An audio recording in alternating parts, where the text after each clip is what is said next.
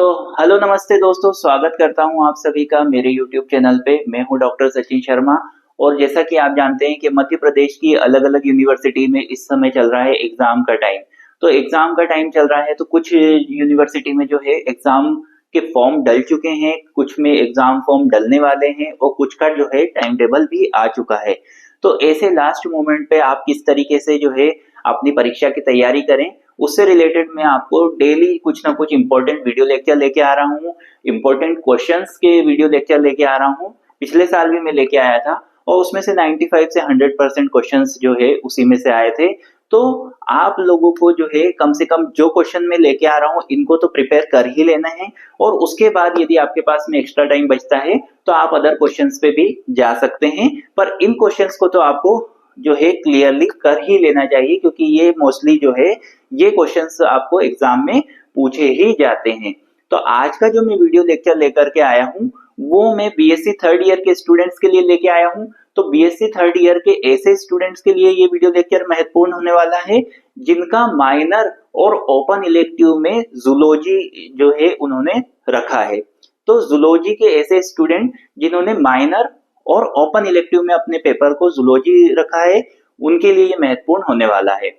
तो स्टार्ट करते हैं वीडियो को। तो जैसा कि आप देख रहे हैं कि आपके पेपर का नाम जूलॉजी का जो यदि माइनर और इलेक्टिव में आपने रखा है तो आपके पेपर का नाम है जेनेटिक्स। और इस पेपर में टोटल आपकी 5 यूनिट है और हर यूनिट में से मैं आपके लिए इंपॉर्टेंट क्वेश्चंस निकाल के लाया हूं। तो आइए शुरुआत करते हैं हमारे वीडियो की। तो जो आपको यहाँ बोर्ड पे दिख रहा है, टोटल ये 5 यूनिट में से मैंने अलग अलग क्वेश्चन निकाले हैं। तो जो फर्स्ट यूनिट है इसमें से आपको कौन कौन से क्वेश्चन करने हैं, टोटल 3 क्वेश्चन तो आपको कर ही लेने हैं।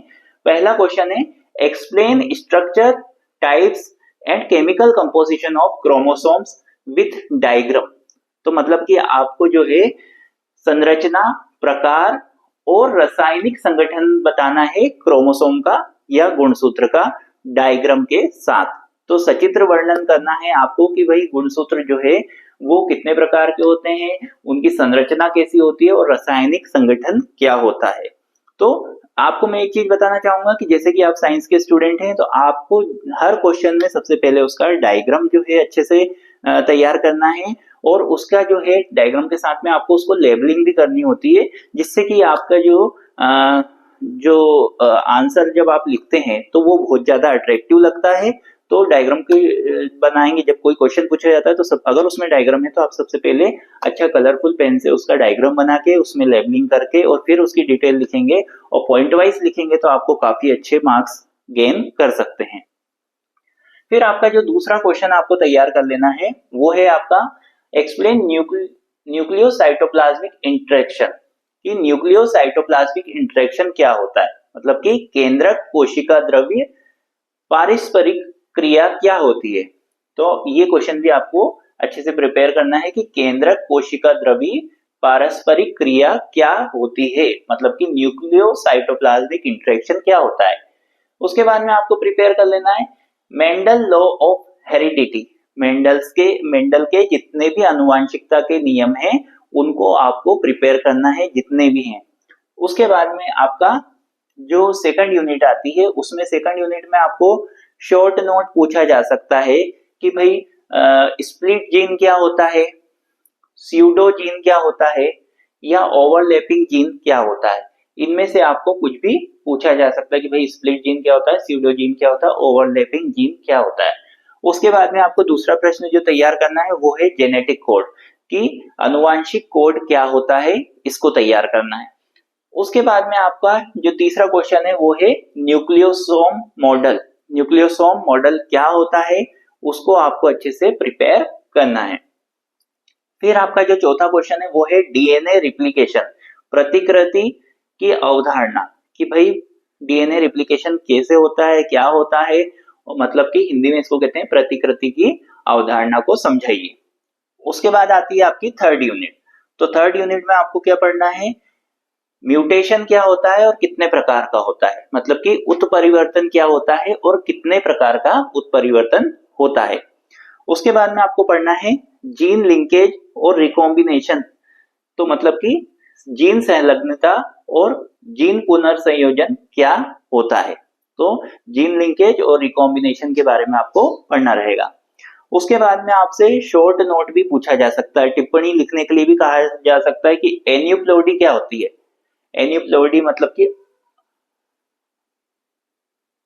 असंगुणिता, असंगुणिता भी पूछा जा सकता है। उसके बाद में आपसे पूछा जा सकता है पॉलीप्लॉइडी क्या होती है, बहुगुणिता क्या होती है, इन्वर्शन व्युत्क्रम क्या होता है, ट्रांसलोकेशन स्थानांतरण क्या होता है, डुप्लीकेशन दोहराव क्या होता है। इनमें से कोई सी भी टिप्पणी आपसे पूछी जा सकती है तीसरी यूनिट में से। उसके बाद आपका आता है चौथी यूनिट।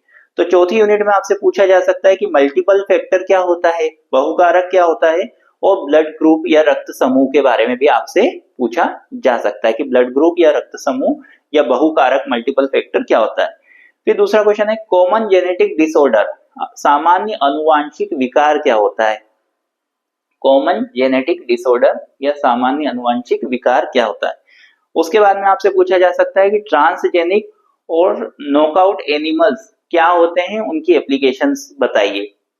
परजीनिक और जीन निष्कासन क्या होता है, इसके आपको एप्लीकेशंस बतानी है, मतलब कि ट्रांसजेनिक और नॉकआउट एनिमल्स के बारे में बताना है। फिर अगला क्वेश्चन है आपका human karyotype and human genome project क्या होता है, मतलब कि मानव गुणसूत्र विन्यास। ह्यूमन कैरियोटाइप को क्या कहते हैं, मानव गुणसूत्र विन्यास। और human genome project, human genome परियोजना क्या होती है, इसके बारे में आपको बताना है। उसके बाद में आता है आपकी पांचवी यूनिट। तो पांचवी यूनिट में आपसे शॉर्ट नोट पूछे जा सकते हैं, टिप्पणी लिखने के लिए बोला जा सकता है कि भाई जीन लाइब्रेरी क्या होती है, डीएनए फिंगरप्रिंटिंग क्या होती है, जीन क्लोनिंग क्या होती है, जीन थेरेपी क्या होती है। इनमें से आपको हो सकता है कह दिया जाए कि इनके बारे में आप जो है टिप्पणी लिखिए। उसके बाद में आपसे पूछा जा सकता है कि रिकॉम्बिनेंट डीएनए टेक्नोलॉजी क्या होती है, पुनर्संयोजन तकनीक क्या होती है। रिकॉम्बिनेंट डीएनए टेक्नोलॉजी के बारे में आपसे पूछा जा सकता है। उसके बाद आपसे पूछा जा सकता है PCR and hybridization technique, polymerase chain reaction PCR and hybridization की टेक्निक, मतलब कि संकरण की तकनीक के बारे में भी आपसे पूछा जा सकता है। तो जैसा कि आपको देखने को मिल रहा है दोस्तों कि इतने क्वेश्चंस जो हैं इनको तो आपको प्रिपेयर कर ही लेना है, और उसके बाद यदि समय बचता है तो आपको और पेपर्स में और जो है कुछ अगर क्वेश्चन बचता है तो आपको उस पे देखना है, पर इतने क्वेश्चन तो एटलीस्ट कर ही लेने हैं। ये पेपर जूलॉजी का है, माइनर और इलेक्टिव में यदि आपने जूलॉजी को चुना है तो आप लोगों के लिए ये बहुत ही ज्यादा उपयोगी साबित होगा। और इसी तरीके से मैं और भी अच्छे अच्छे वीडियो लेक्चर्स आपके इंपॉर्टेंट क्वेश्चन के लिए लाता रहूंगा। तो मुझे आप कमेंट बॉक्स में बताइए कि आपको और कौन से सब्जेक्ट के लिए वीडियो लेक्चर चाहिए, कौन से टॉपिक के लिए वीडियो लेक्चर चाहिए, तो उससे मुझे एक आइडिया मिलेगा।